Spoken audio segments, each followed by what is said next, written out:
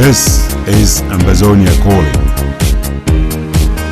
News, analysis, commentary, opinion, editorials. Ambazonia Calling is a co-production of Africa Freedom Network, the Missions Tribune, and Compass Free Press. Welcome.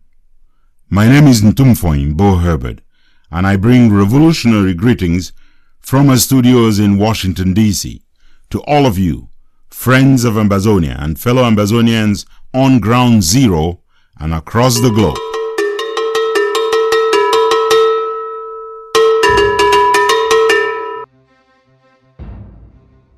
Ambazonia needs everyone, the good, the bad, and the ugly.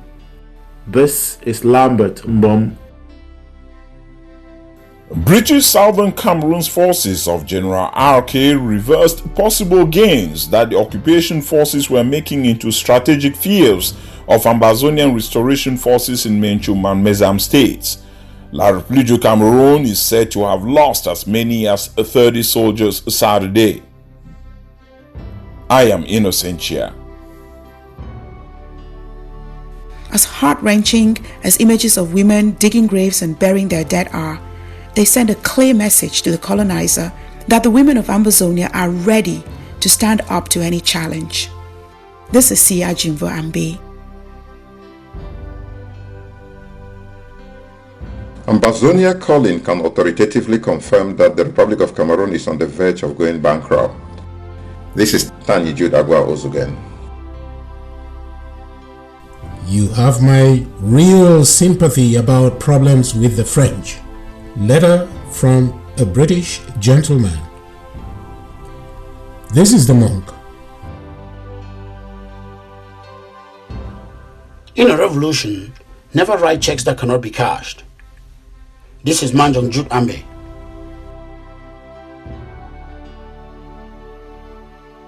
You do not want to win this war only to lose it in the halls of Congress. Do not allow your victories to be lost over a war crime. Continue to be Amba strong.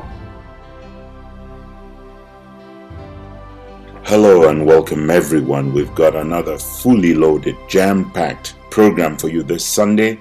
We will have a detailed review of the question and answer session that held before the British Parliament, the British House of Commons in the course of the week. We will have reactions from some of the leaders of Ambazonia, but we'll begin straight away with what is a very sorrowful anniversary. Here is Lambert Mbom with our editorial. On this day, 25 years ago, Hutu radicals supported, trained and sponsored by the French and French-backed regime launched the mass slaughter of Tutsis in Rwanda. In just 100 days, over 1 million people would be slain as the world either stood by or muttered excuses. When the massacres were finally stopped, the world woke from its slumber. Remember that it made the Never Again pledge following the Holocaust of the Jews in Nazi Germany, and the world did what it does best. It issued a fresh declaration. It committed in 2005 to the responsibility to protect principle. Without the courage and ingenuity of a then 36-year-old liberation fighter, Paul Kagame, and his Rwandan Patriotic Front, RFP, every single Tutsi in Rwanda would have been wiped out from the surface of the earth. While the circumstances are clearly not the same, and the crime not at the same proportion just yet in Ambazonia, the only ones resisting and defending the people of Ambazonia from a widening genocidal violence perpetrated by another French-trained, French-sponsored and French-backed colonial enterprise from Cameroon are brave, mostly young, poorly equipped Amba boys and girls, fighting more with their hearts and souls than with any weapons, just trying to survive as the colonialists from Yaoundé seek to exterminate them, with the world doing what it does best, staying silent. As messy and as deadly as any self-defense effort may be, the perfect must not become the enemy of the good. The biggest danger facing Ambazonia does not stem from those who seek to defend the innocent on the homeland, but the many within and abroad who are engulfed with impatience regarding things they do not master and the rush by so many liberation movements to outsmart each other instead of forming partnerships to collaborate to get the job done. There is no perfect route for persecuting Ambazonia's resistance. And even if there was, it is wrong to make the perfect the enemy of the good. Ambazonia needs everyone, the good, the bad, and the ugly. There is no gain in scoring cheap points on social media. Listening to an endless stream of audios and other social media posts, the lone goal seems to be for the authors to prove themselves right and the other party wrong. There are dangers wherever Ambazonia turns, whether it takes Ambazonian leaders to Basque Country in Spain or it takes them to a conference in Washington, D.C. The world will win if we allow factions to claim perfection. Not one leader and not one single liberation movement is perfect. So we humbly ask that everyone should climb down from whatever high horse they think they are riding. Come back down to earth and work with everyone. It is the only way we win and frustrate a world that has ganged up against our people, the Ambazonians, for nearly 6 decades now. This is Lambert Mbom for Ambazonia Calling. What Cameroon has done to us, I want you never to forget. The pain they have brought to bear on this generation, I want you never to forget. Not out of hate, but so that the next generation will remember and make sure they do the things they are supposed to do, never to go through this again. I will continue to play my part to ask the people of Southern Cameroon to take their revolution into their hands and continue the fight to liberate themselves. I'm sorry to say, because of France's policies in Africa, in French Africa, the state of La République du Cameroon do not have any pressure on them to find a way to resolve this issue, because they are always thinking that no matter what happens, France will always be there to give them coverage.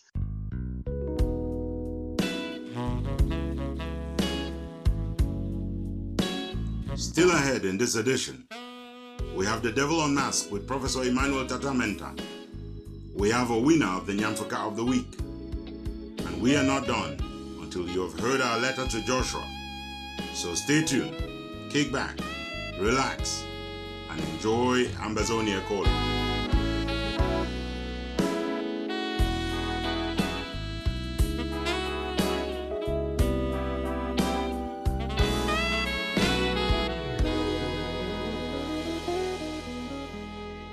Campaigns have been underway this week to call for the implementation of the Abuja High Court ruling, but also to expose La République du Cameroun and its genocidal war in Ambazonia. Here's Innocent Chair with the first part of our news wrap-up for the week. Unimpeachable sources say La République du Cameroun lost over 25 soldiers Saturday alone in a battle versus the British Southern Cameroon's forces of General RK. La République du Cameroun was set on making gains on strategic fears of restoration forces in MENCHUM and MEZAM states, but were forced to retreat in the wake of guerrilla tactics that also resulted in extensive damages to its armored vehicles. A medical expert who talked to Ambazonia Calling on condition of anonymity suspects strongly that chemical weapons must have been deployed by La République du Cameroun, going by what was seen of 2 Amba soldiers that died following the battle. The heroic defense of homeland by BSCR forces comes even as they continue awaiting for life to be breathed into a memorandum of understanding signed with the ADF over a month ago.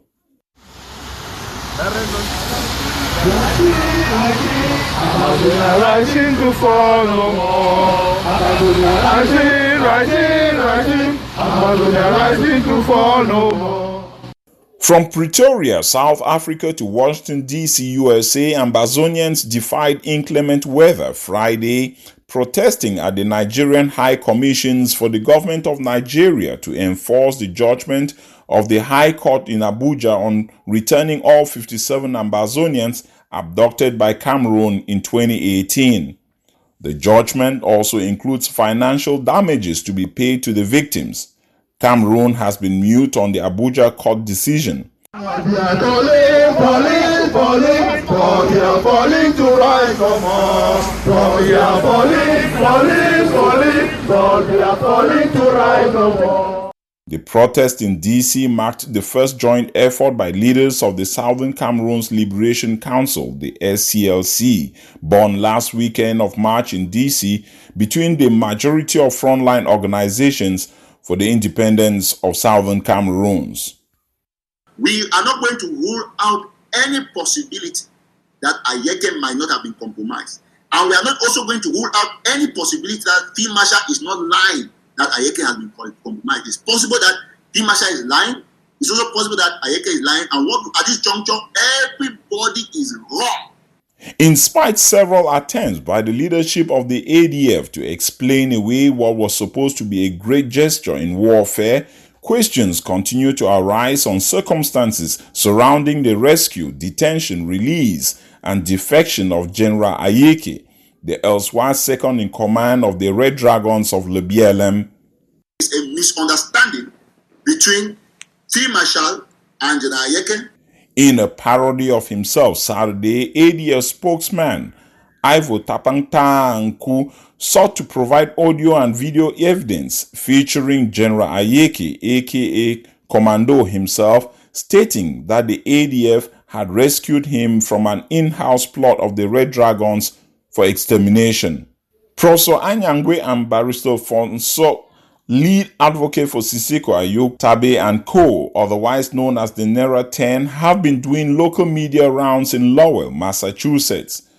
Apart from talking about the tragedy of the court case between La République du Cameroun and the imprisoned leaders of the IG group, both have been detailing the war and genocidal crimes perpetrated by the Army of Cameroon on the people of Ambazonia in violation of Geneva Conventions and for the sole sake of exploiting natural resources in southern Cameroons. You are listening to Ambazonia Calling, your space for educated news, analysis, informed opinions, and commentary towards the recognition of a free, independent Ambazonia. I am Ntumfoyn. Stay with us. Ntumfoyn is hanging around to deliver the second part of a news wrap-up for the week. Listen, Limbe na war ground. So it was going to be a clash of the titans. The current lockdown in FAKO state, southern zone of Ambazonia, remains hugely controversial. The 10 days lockdown called for by the IG group has been criticized as a move that punishes the most vulnerable victims of the revolution, ordinary Ambazonians who are hard-pressed storing several days of food provision at home, and who can eventually turn their backs on the revolution if they continue feeling that there is no succor for them.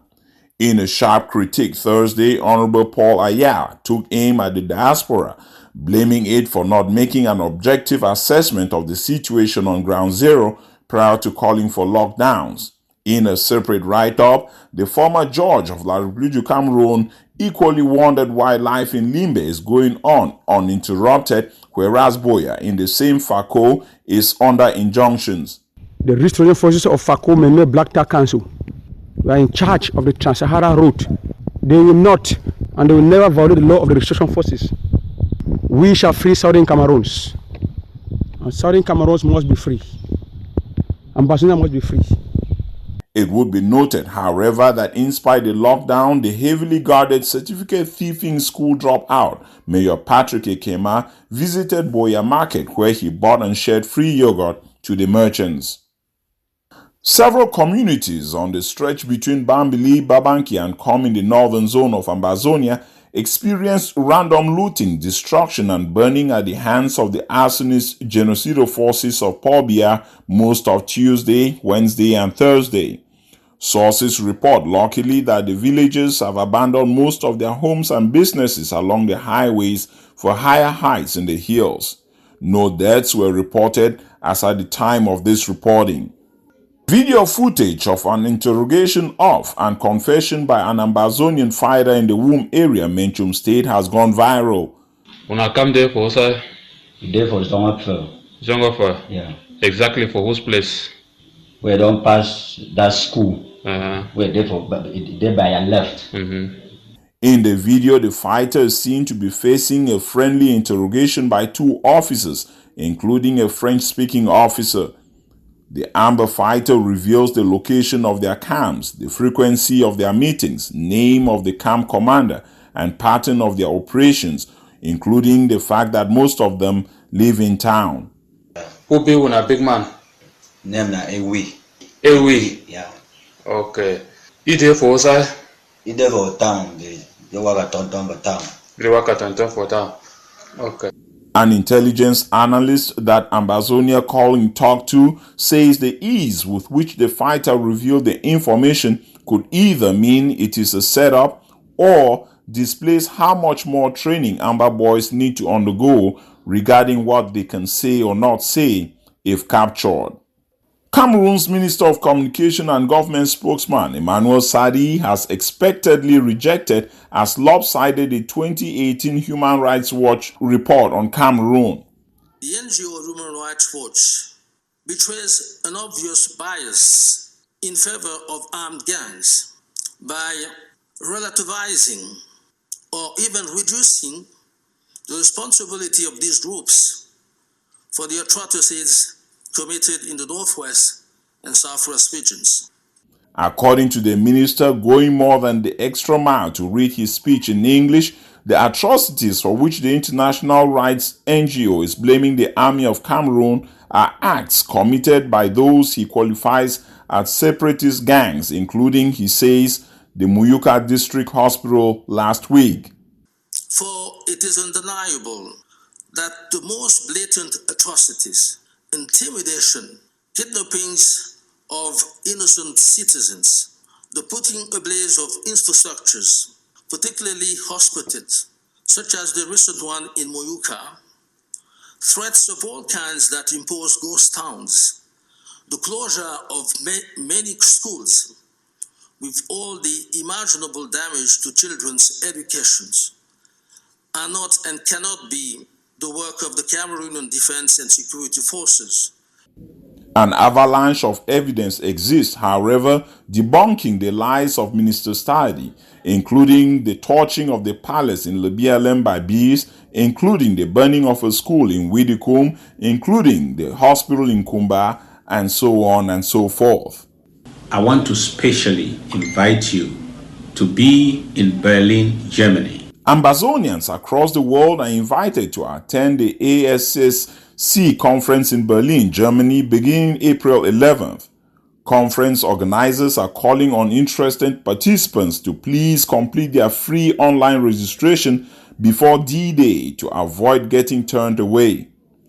Pre-registration will, organizers say, enable them to issue conference passes that further ensure the security of one and all, even as participants seek to chart a way forward towards independence for Southern Cameroons. To discuss on strategies and review what we have done and make recommendations and important contributions that will move our revolution forward. This will be a conference like no other one. A concerned officer at Kondangi Maximum Security Dungeon in Cameroon has revealed to Ambazonia Calling the deteriorating health of an Ambazonian inmate by the name Ntumfoyn.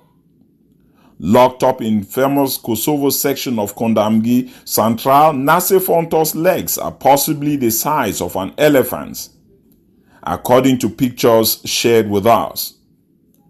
He has not been taken to hospital ever since his arrest in Wum in February 2016, and Good Samaritans are called upon to help.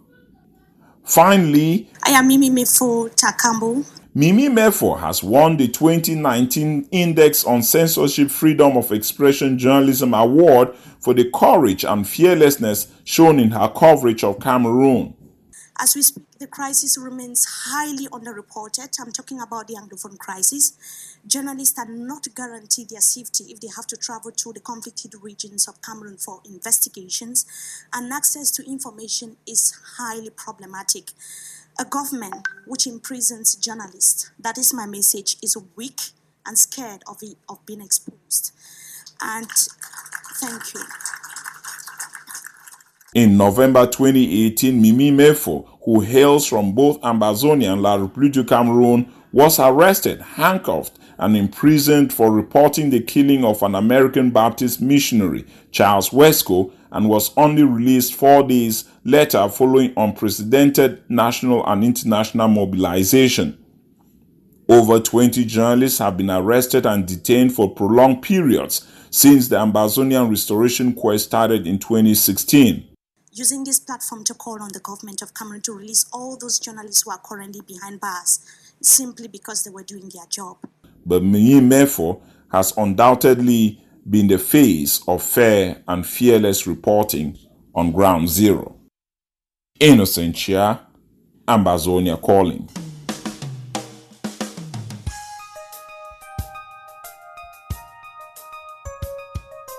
This is Ambazonia. One nation, one soul, one people, sacrificing, bleeding, and yes, dying if need be, until we kick the colonialists out and enthrone a government of the people in BOYO. A citizen of the United Kingdom who is very supportive of Ambazonia's march towards independence has expressed concern about the fact that the French are involved, indicating the link between France and England and the troubles Britain is facing getting out of the European Union. The letter is delivered in studio by the monk from Ibali Kumato Vetzekov himself. You have my real sympathy about problems with the French. In England, we have battled with them for 1,000 years. I'm also involved in an independence movement myself, Brexit. I have voted for the UK Independence Party for over 10 years and was over the moon when the British people voted for independence 3 years ago. But our political class are dead against it and are conspiring to overturn the will of the people. One of my problems with the EU is that it is based on the French political system, which is dominated by an arrogant, power-based bureaucracy that holds the opinions of voters in absolute contempt. It is ultimately toxic and unstable, and in France led to continual revolutions in the 18th and 19th century. The EU itself is so corrupt that its auditors have refused to fully sign off its accounts for the last 20 years. People claim that Britain can't survive outside the EU, but we are the world's 5th largest economy. It's insane. George Washington didn't worry about surviving outside the British Empire when he fought for independence. Nor did Mahatma Gandhi. Any people or country can survive and prosper if it only has good leadership. And if you look at the richest countries in the world, they tend to be tiny states like Singapore with few, if any, natural resources. This is the monk for Ambazonia Calling.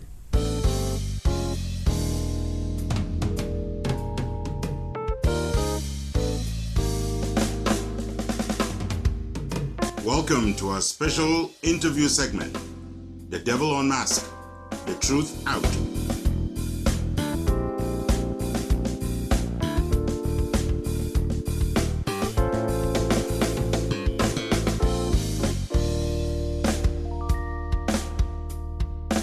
On The Devil Unmasked today, we will be supporting the UK Parliament in unmasking the hypocrisy of the UK government in southern Cameroon. The session in Parliament is introduced by John Bekau, who is the Speaker of the House of Commons, welcoming Honourable Harriet Baldwin, the Minister of State for Foreign and Commonwealth Office. Thank you, Mr. Speaker. The UK regularly discusses the violence in Cameroon with international partners, including France and the United States. I welcome French support for the recent UK-Austria joint UN Human Rights Council statement about the deteriorating situation in Cameroon. The Honorable Baldwin wants to report this cooperation as a success for victims of human rights violations in southern Cameroon. The truth, though, is that despite the successful campaign by civil society organizations to get 38 of the 47 member countries of the United Nations Human Rights Council to decry Cameroon, the UK, along with France, failed to obtain the appointment of a special rapporteur on human rights to the southern Cameroon. They did not even try to obtain it, although it was a demand going in on the part of civil society organizations. Southern Cameroon voted to join French Cameroon as federated states equal in status, but this is clearly not what has happened.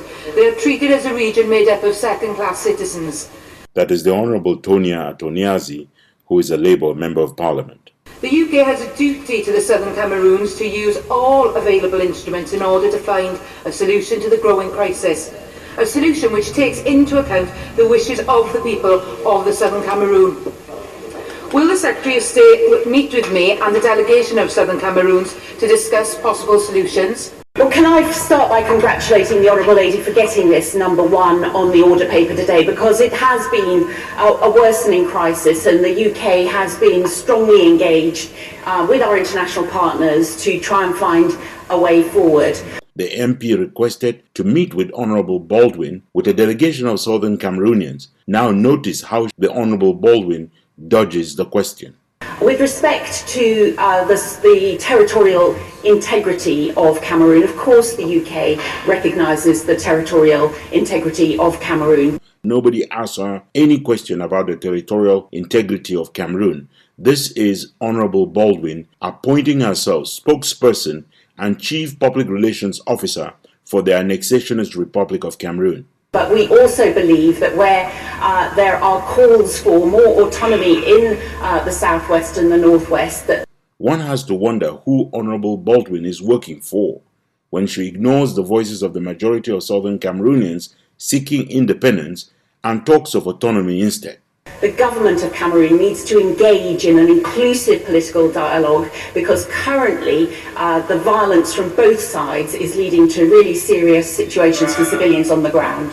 The Honourable Baldwin refuses to acknowledge that the regime of Paul Biya declared war on the people of southern Cameroon on the 30th of November 2017, and that the people of southern Cameroon have been forced to defend themselves just the same way Europe had to defend itself against invasion by the expansionist Nazi Germany.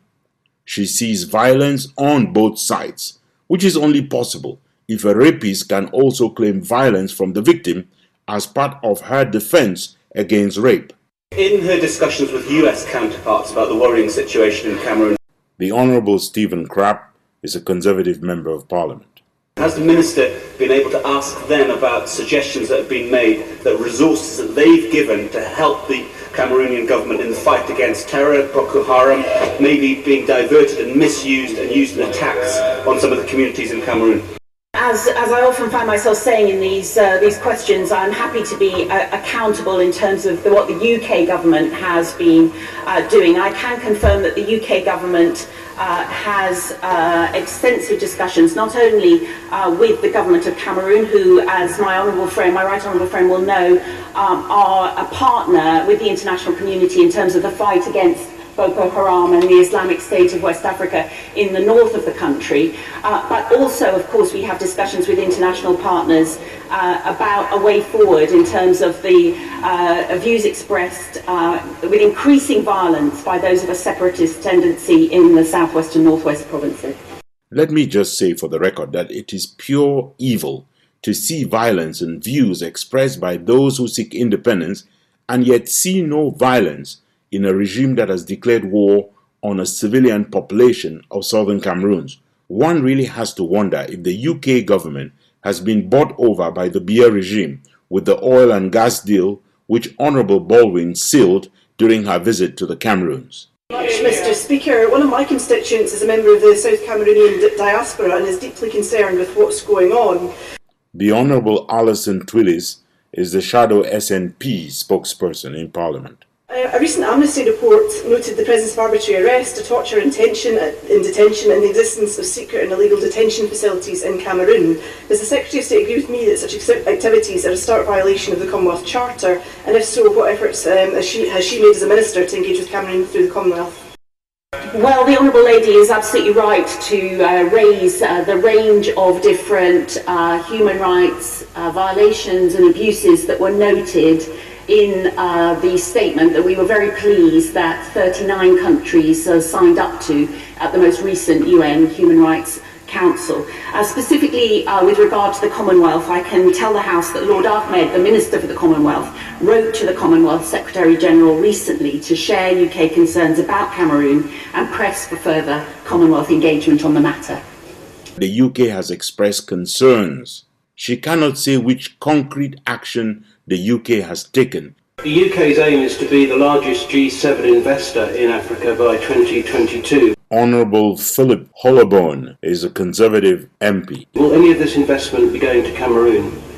Indeed, my honourable friend states the UK's policy in terms of aiming to be an ambitious investor in terms of inward investment into African economies. And I can confirm that there are UK companies that invest in Cameroon, and certainly that is absolutely something that businesses are free to choose to do. I think in terms of the political track, though, that we are trying to engage with the government of Cameroon. I spoke to the Prime Minister there recently to encourage them to find a way forward in terms of political and inclusive dialogue that can address some of the concerns that are being raised. I spent time in Cameroon in 2013 as a political volunteer with VSO, and it breaks my heart to see what is happening to that beautiful country today.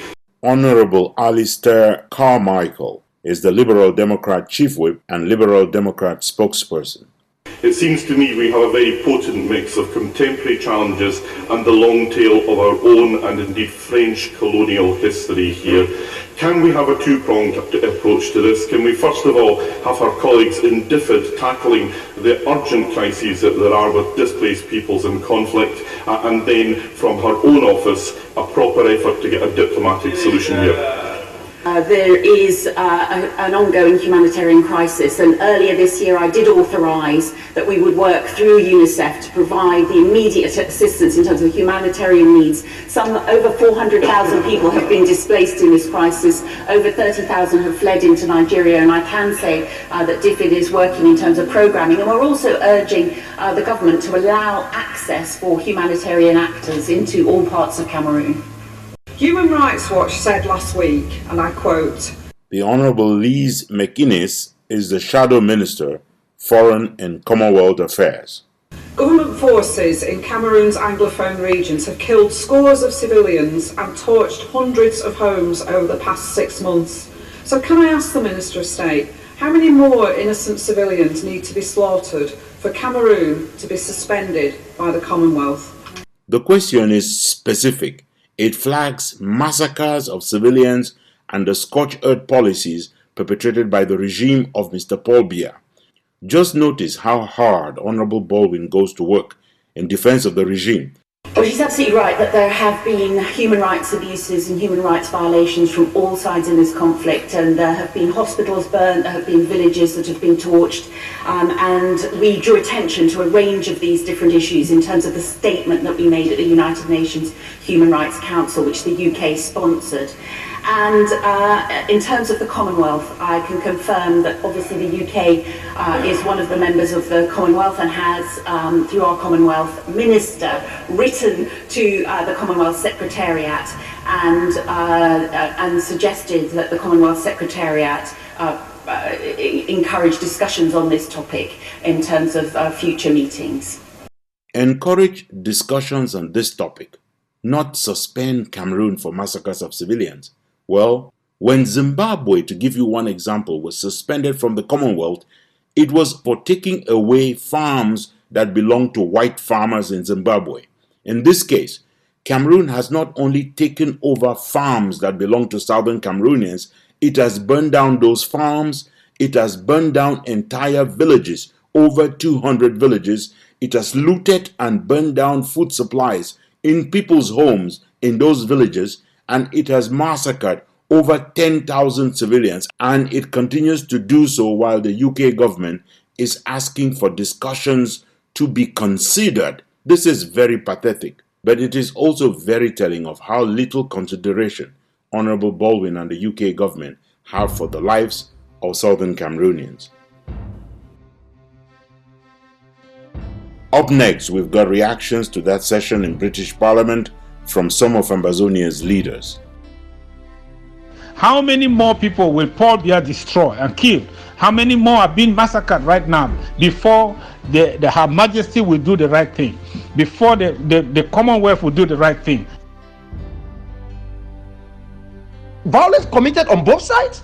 So we don't have the right to self-defense? Did we go to Yaoundé or Douala to attack these people? The opportunity of this conflict where they are slaughtering our people is what the British exploited shamefully to go sign gas deals. We will cancel these contracts. We are not asking you to come and draw international boundaries. The boundaries are there. We were once an independent territory with our own government, and so we are saying we are going back to that government.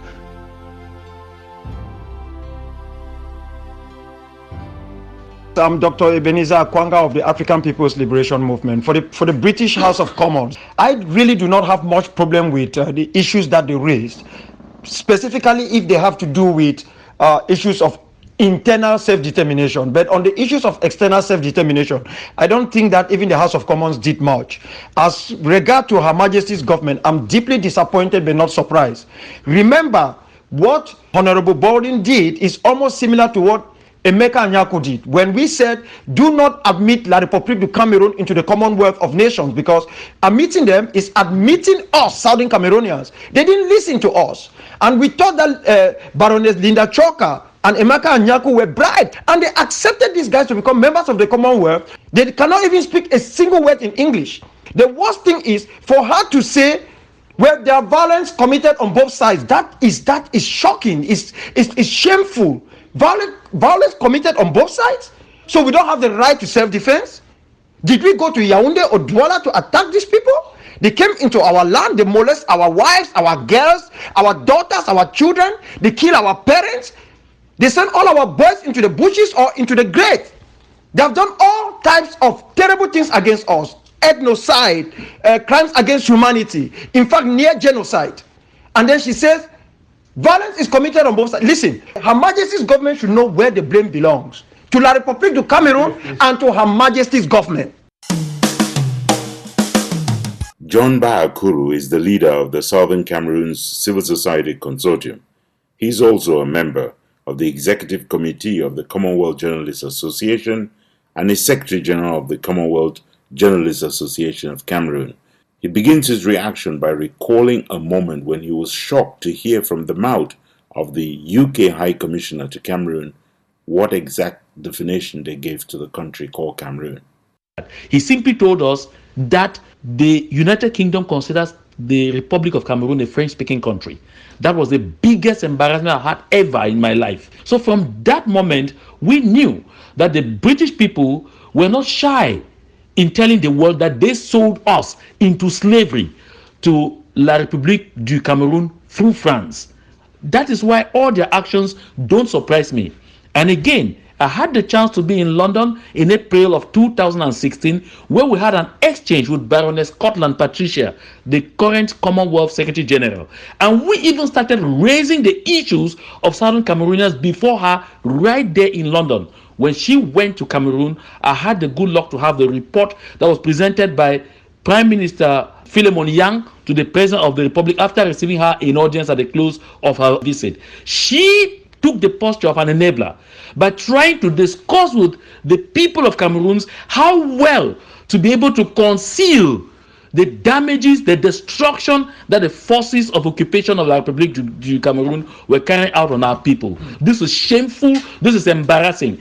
The Secretary for Foreign Affairs Baldwin, who sat in Parliament a few days ago to talk about the situation in Southern Cameroon and talk about crimes committed on both sides, will remember that she was never ever received by Mr. Paul Biya. When she went there, he snubbed her And the British government wouldn't talk because Mr. Paul Biya auctioned Southern Cameroon's gas to the British people by offering them multi-billion contract on our gas in the heart of this conflict. They never had it before. The opportunity of this conflict where they are slaughtering our people is what the British exploited shamefully to go sign gas deals, what they had never had before. It tells you they have sold us a second time. So they don't care if every single Southern Cameroonian is killed. Here's the reaction of Elvis Kometa, the leader of the Southern Cameroon's National Council. I'm totally disappointed. It's a sham, and all what I'm saying is our people will be coming to tell the British Parliament. If they want to pretend they don't know the truth, we'll be coming to tell them.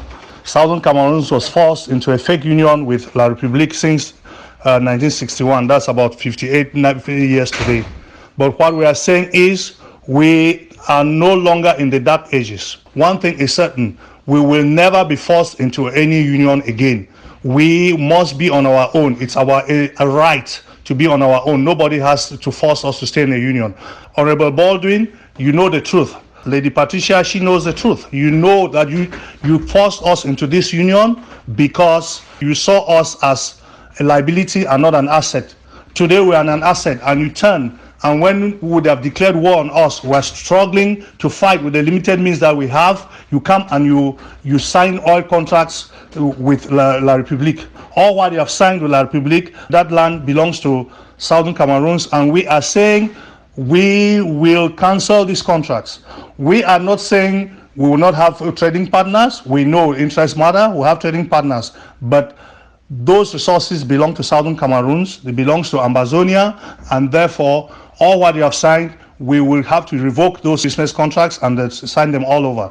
We are not asking you to come and draw international boundaries. The boundaries are there. We were once an independent territory with our own government, and so we are saying we are going back to that government. They should stop killing our people. Rwanda happened. Again now, the genocidal war is going on in Southern Cameroon. True, that is black on black colonization, but the enablers are who? The French and even the British. So we are calling on the British Parliament, keep on pushing your government. You know the truth, and we say that this has to stop, and it has to stop now, because we are tired of all these killings. Dr. Samuel Sako-Ikome is the acting interim leader of the self-proclaimed interim government of Ambazonia. Here's his reaction. It was shocking, to say the least, to hear the Honorable Minister say that she respects the territorial integrity of La République du Cameroun, without also saying she respects the territorial integrity of the British Southern Cameroon's Ambazonia. The British were administering authorities appointed by the United Nations to supervise the transition from a trust territory to a self-governing territory or independence. That was not done under their oversight, the oversight of the Brits. How is it that today that she will say that we are seen to be part of La République and she respects that territorial integrity? We are the British Southern Cameroon, a separate country from La République du Cameroon, involved in a failed union. She cannot turn her eyes away permanently while we are being massacred, and she has still the mandate. Her country, Her Majesty, still has the mandate as the supervising, as the administering authority of that trust territory that was supposed to be guided towards a self-government or independent. This is shocking. This is disappointing. And being the head of the Commonwealth, it is shameful and disgraceful that thousands of people have been killed by this very bloodthirsty regime headed by Paul Biya, and nothing is being said about their membership, withdrawal from the Commonwealth. How many more villages have to be burned down? How many more people have to be killed cruelly and kept in dungeons by this brutal regime before they can be shown their door out of the gentleman's club? This is a disgrace. In other countries, it took very little for them to be dismissed from the Commonwealth. How many more people will Paul Biya destroy and kill? How many more are being massacred right now before Her Majesty will do the right thing, before the Commonwealth will do the right thing? The right thing to do is to drop La République du Cameroun, which has nothing to do with the language of the Queen, and admit the British Southern Cameroons now, even if it were on a temporal basis as observers, but that is the right step to take. So get on now on the train. Everybody get on now on the train. Mothers, fathers, get on now on the train. Children, get on now on the train. Sister, brothers, get on now on the train. Husbands, wives too, get on now on the train. Oh, Abba, Father, bless us. Oh, Jesus Christus, guide us. Oh, Holy Spirit, lead us on the restoration journey of our liberty. So, restoration train is our freedom train. There are a number of videos that have gone viral on social media. They show women in communities where men have gone into hiding across Ambazonia or have been killed, and where elderly women and young girls are taking care of digging graves and burying the dead. As Barrister Sia Jumvambe now argues, women in Ambazonia are equal to any task.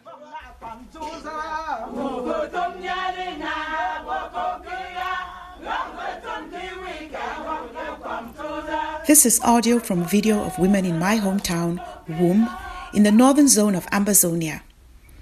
The video shows a gathering of women and children with a couple of stray dogs and a single man idly walking by.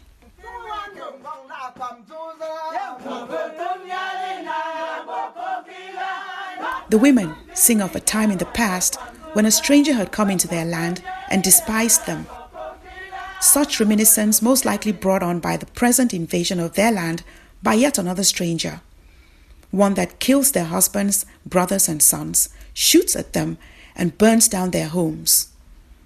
This is their new reality. In fact, it is the reality of many communities in Ambazonia. Men and boys all gone, either dead, detained, inexplicably disappeared, or gone off to join the Ambazonia guerrilla forces. Women and children left to their own devices.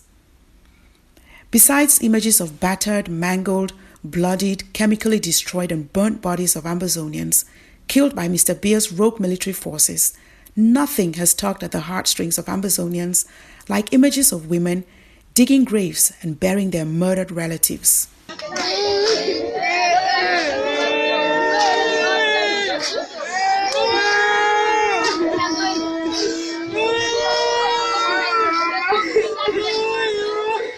A few months ago, it was women in Com, and a few weeks ago, it was an old woman in Wum in her 70s digging a grave for her slaughtered relative, probably a grandson.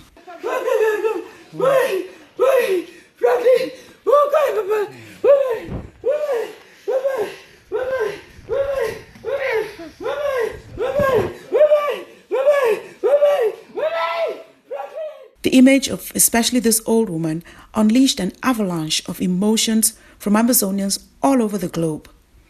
Emotions that words alone will never be able to describe. Being a mother myself, I often ponder at the unimaginable pain of a grieving mother each time I hear of the death or attend the funeral of a child. The sight of a grandmother not only mourning the death, but having to dig a grave for a grandchild enraged and saddened me tremendously. But it also got me thinking. It got me thinking about the impact of this senseless war on our customs and traditions. Customs and traditions in which women are protectively shielded from and would never be found anywhere near grave digging or burial of the dead. It got me thinking about the systematic targeting and killing of Ambazonian men and boys, a strategy and an instrument of war intended to leave women folk in total despair, broken, dehumanized, and subdued. However, these images also got me thinking about the determination and resilience that the women of Ambazonia continue to demonstrate, even in the face of the most egregious genocidal acts. As heart-wrenching as images of women digging graves and burying their dead are, they send a clear message to the colonizer and to the rest of the world that is watching without lifting a finger, that the women of Ambazonia are ready to stand up to any challenge, that the Biya regime can neutralize, or should I say, exterminate their husbands, sons, and brothers, but they will not hesitate to do whatever needs to be done to keep the revolution going, including picking up hoes and spades, digging graves, and burying their dead. This is Sia Jimbo Ambe for Ambazonia Calling.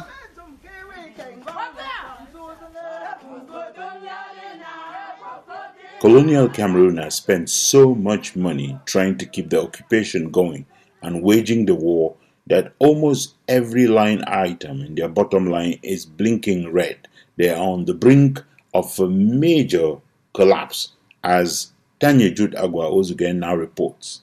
Ambazonia Calling can authoritatively confirm that the Republic of Cameroon is on the verge of going bankrupt. The credit rating agencies are expected to announce a downgrading of Cameroon's B2 with negative outlook. The World Bank and IMF have had to pull programs and stop fundings to others. After fighting very hard with support from the French to secure funding from the World Bank for the tarring of the Bafoussam-Bamenda Highway and to secure funding more recently from the African Development Bank to tar the ring road in the northern zone, Cameroon is finding out now that part of the high cost of the silly and unwinnable war it is waging in Ambazonia will include not getting any of these funds disbursed. There was a time when the IMF joined the Cameroon government in pretending that the higher cost of the illegal occupation of Ambazonia was having no effect on the overall economy. The truth that can no longer be hidden under the sun is that the shutdown of so many sectors of the economy in Ambazonia has had a devastating effect. Conservative estimates are that the war has so far cost the colonizers 24 billion francs CFA or 48 million USA dollars and counting. Yaoundé is bleeding so bad it tried to hide behind a computer breakdown at the Ministry of Finance to explain why it could not pay civil servants, including members of the armed and security forces, at the end of March 2019. To help themselves, the rogues the regime has given uniforms and guns to are abusing these to arrest for ransom, to loot, to steal and sell, to rape and kill, showing themselves more deserving as soldiers of an organized criminal cartel than of a regime. The all-dead and soon-to-be economically buried CDC Corporation is the poster child of the economic decay. Amber Boys have completely shut down the banana sector. Palm oil production and sales are down over 50%. The rubber sector is in the red by 40%, and banana exports are reported down by over 60%. The staff has dwindled down from 12,500 to a mere just over one half, and the pressure is not ending. The US government has terminated any military aid. The French government lined up with 37 countries last week to vote against Cameroon at the UN Human Rights Council. The regime of Mr. Biya is about to be taken off of the life support it has always been on, and even the best of his friends and allies around the world are getting ready to attend the regime's Requiem Mass. This is Tanya Jude Agua Ozugen for Ambazonia Calling.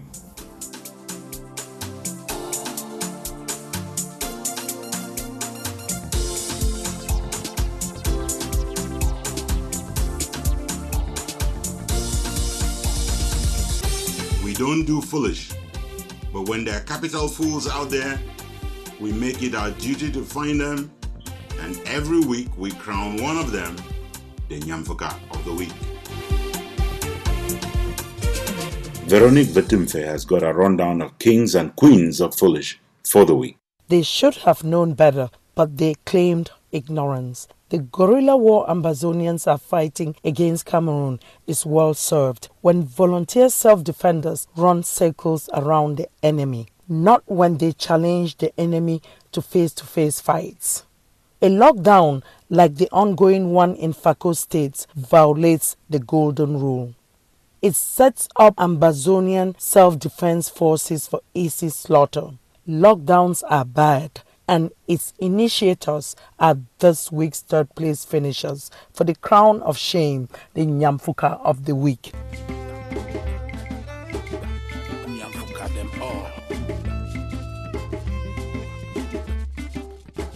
Our revolution is going through a rare moment of promise, with liberation movements standing together. Instead of suing for unifying action, some are issuing motions of support for the AGC and its military wing, the ADF, to go solo, even though it is clear that they cannot liberate Ambazonia alone. Period. Even Jesus Christ, on the road to Calvary, needed and accepted help with carrying his cross. This is the same AGC and ADF which said its job is to liberate, not govern Ambazonia, even as it transforms into a governing council, into rulers, away from liberators. The folks behaving like CPDM monsters within the AGC are this week's second place finishers for the crown of shame, the Nyamfuka of the week.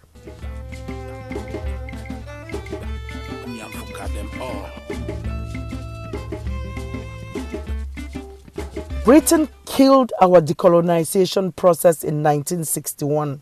Instead of seizing the ongoing revolution to redeem itself, Britain continues to prefer the annexation of Ambazonia.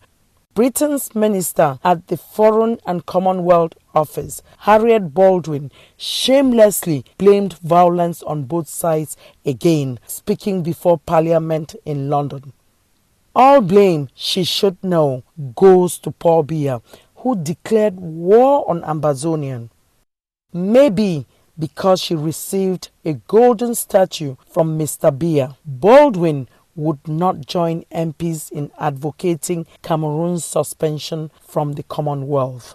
She answered questions not posed, stating support for the territorial integrity of Cameroon, as if it matters any more than the thousands slaughtered in Ambazonia. For acting like a bribe-seeking spokesperson for hire, the not-so-honorable Baldwin is this week's winner of the crown of shame, the Nyamfuka of the week. Nyamfuka them all. This is Veronique Vetimfe for Ambazonia Calling.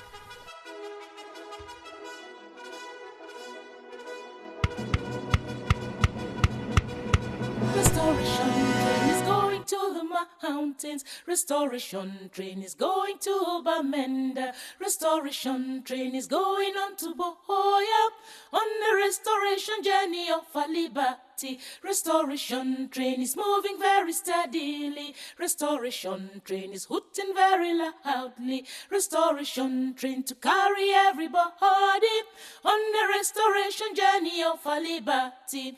The 1964 Cairo Declaration on African Borders, reaffirmed in Article 4B of the Constitutive Act of the African Union, however, and signed off by the President of Cameroon, makes clear that demarcation of the territory of each African state is recognized as being such on the date of its independence.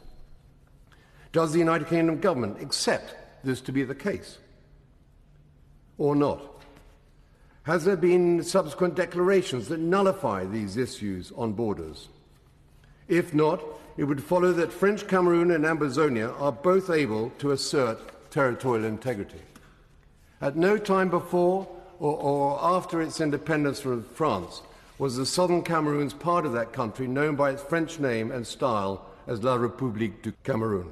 So, restoration train is Ambazonian train. Whoa.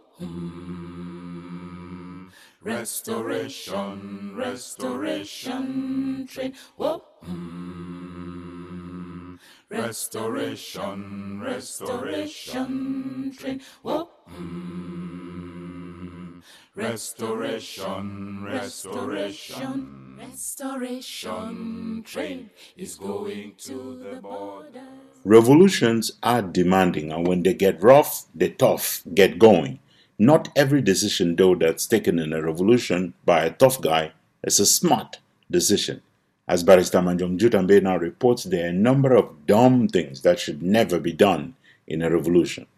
One of the worst things to do in a revolution is to write a check that cannot be cashed, or to cash a check for the revolution and take off with the proceeds. It is taking off with proceeds when funds pledged for resources on ground zero end up in the wrong bank accounts in the diaspora. It is wiring a bounce check to make promises that cannot be kept or to raise expectations that cannot be met. Telling Ambazonians, for example, that we are taking the war across the Mongo to La Republique in their land when we've not defeated them in our homeland is writing a check the likes of Paul Atananji will most likely cash. They will cash this in your name and at your expense. By perpetrating war crimes, they will turn around and hang on your neck.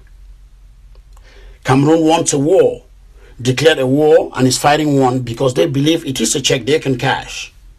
That is why they've refused all calls to end the violence. Cameroon is anxious to win the war because it is the only thing the colonizers can win and will win. They won't win in the court of public opinion. They have no legal argument that can stand the case against them by Ambazonia. Yaoundé is already declaring victory. Ambazonians should not worry about that. Instead, they should declare Yaoundé victorious by forfeiture. Our people are not interested in winning the war.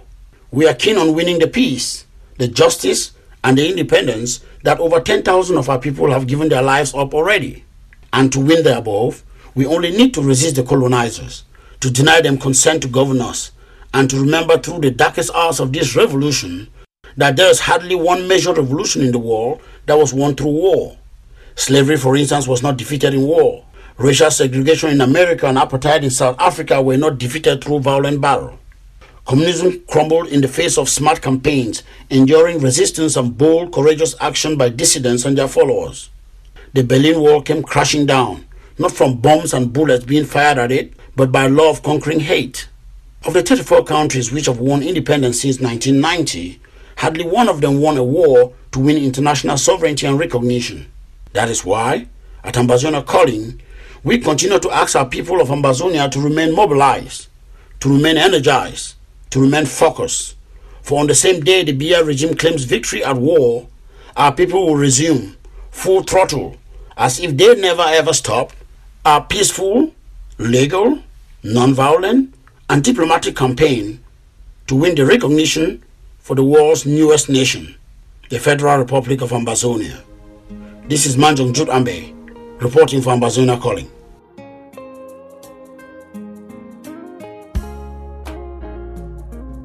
I want to tell the world about a little story. It is all about the golden statue. It started with the lawyers and then to the teachers, came to the students and to the parents. Then came a nation called Ambazonia. Existence of this nation was based on the statue. You may wonder why it was based on the statue. Let me tell you now, it is a golden statue. Oh no, no, it is a golden statue. Oh no, no, it is a golden statue. Oh no, no, it is a golden statue. Oh no, no, it is a golden statue. Now what is the worth of this golden statue? We can pay you back if it's just this statue. Don't let more children die because of this statue. Don't let them burn more villages because of this statue. We've got gold, we can give a bigger statue. Oh no, no, who's gonna come to our rescue? In a city press, it is the golden statue. Let nobody fool you, it is a golden. One of the roles we assigned ourselves from the very beginning here at Ambazonia Calling was to provide advice to volunteer self-defenders on the ground on what to do to avoid war crimes. Here's our producer, Jeff McCoy, with a few lines of advice in the light of the information that is reaching Washington these days. Amba boys are some of the toughest soldiers in the world today. Dedicated to their cause, willing to lose their very life for it, they wade into a war that has left many of them dead, some of them after being tortured first. But that did not deter them from their dream of a free Ambazonia. No one can question their determination or allegiance. They have fought bravely for their families, countrymen, and future. Today, reports are coming into the United States that claim that Amba fighters have killed civilians.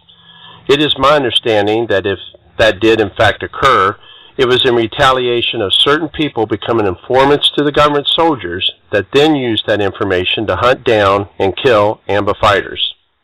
That is tragic, and I can understand how angry you must be when you lose your brother in arms, especially over someone trying to appease their oppressors. But rest assured, you do not want to win this war only to lose it in the halls of Congress. Do not allow your victories to be lost over a war crime. Remember, as you fight for your freedom, Others are fighting in the capitals of other nations seeking support and recognition for your cause. One mistake on the battlefield can cause a complete loss of the support that has been generated by all of you and your representatives. You must not commit any war crimes. The civilian population, captured enemy soldiers, and civilian homes are off limits to any military aggression. You have fought hard and courageously for your victories. You don't want to see your nation free and happy while you are inside a prison cell after a trial at The Hague. Make your country and the rest of the world proud of you and your cause. Continue to be Amba strong. This is Ambazonia Calling.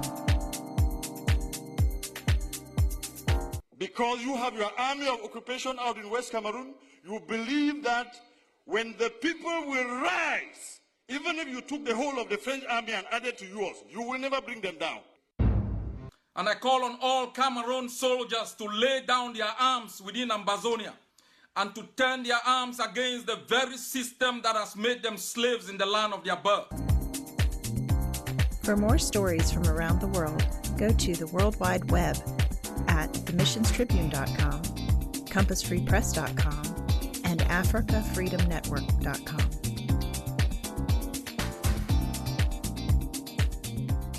Here is our letter to Joshua. Dear Joshua, I hear all is not well with you. The story is that you're going bananas. When I asked to find out what exactly was going on, I was told you're sick because you're unable to go home to France, to Germany, to Switzerland. It is now over 200 days and you have not been able to leave Angola for anywhere in the world. That has to be frustrating like hell for a tyrant who lives abroad and visits his home country occasionally to sign decrees. Now all of a sudden the world has turned against the lion man, or should I say the animal man of Angola, restricting his movements and only allowing the lion man to roam between what is in effect Mvomoka village, in the village of your birth, and Mvomoka ville at the Disunity Palace. No control tower in the world has granted you permission to board a plane headed for anywhere. You could not even get clearance to fly to N'Djamena to be raised to the rank of king of the Semak sub-region. You had to be crowned in absentia. It is so bad that Madame Chantou and you have decided to just sell your California mansion for the asking price of over $8 million stolen dollars that we hope you can return to the people of the Bread and Sardine Republic. I have been reliably informed that you really miss Geneva. Poor thing. I have been told you miss your private apartments at the Intercontinental Hotel in Geneva. You miss the evening walks by the lakeside that you used to enjoy with Chantou, catching the kind of fresh breeze that the stench of Angola and the asshole country you have so badly destroyed lets out. Have you ever considered how much others would pay to trade places with you? You build the Bread and Sardine Republic into a rock-solid prison, and now you wish you do not have to lay on the bed which you made? How come? Yes, I have heard that your health is not the best, but do you know how many other citizens of the Njanga Republic suffer from the same illness of not finding a competent doctor or an efficient hospital anywhere in Angola? Did you think that the only ones that would be penalized if you did not build hospitals and did not train doctors would be the people? What should I say to you except to remind you of what children say to each other, Ashuka Ngongoli? It was remarkable this week to see that your friends from Switzerland must also be missing you very badly. They came knocking on the gates of Disunity Palace and they brought a message of hope to see you travel soon to help boost their tourism and increase the holdings in their treasury of looted African wealth. The Swiss think they can hide this objective behind some offer to mediate peace between the Ambazozos and the Republic of Bread and Sardine. And you said yes to this? Why do you need a mediator, you bandit? Don't you know you can unilaterally end this war by declaring it over and calling on your colonial forces and administration to get out of Ambazonia? Just the same unilateral way you declared the war, you can bring it to an end? Why all the drama about needing Switzerland to facilitate whatever? Are you using Switzerland as your pass out of the prison? You yamhead. Who do you think Switzerland can still fool? Does Switzerland think we have forgotten how the lured pro-independence fighters of the Bread and Sardine Republic, the likes of Yobe, into Swiss hotels where they were poisoned in order to decapitate their pro-independence movement in the Njanga Republic? Does Switzerland think we will drink the Swiss cup of poison this time around again? Tell Switzerland that we read them 10 on 10 a long time ago.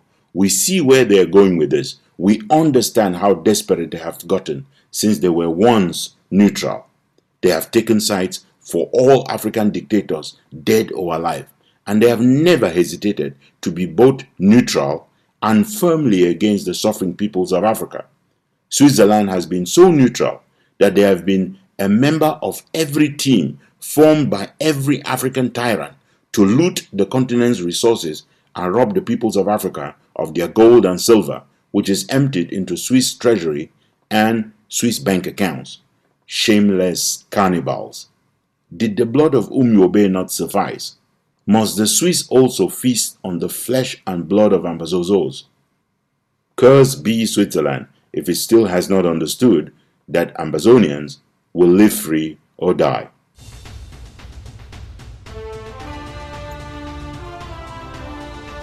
From our studios here in Washington, D.C., our producer is Jeff McCoy.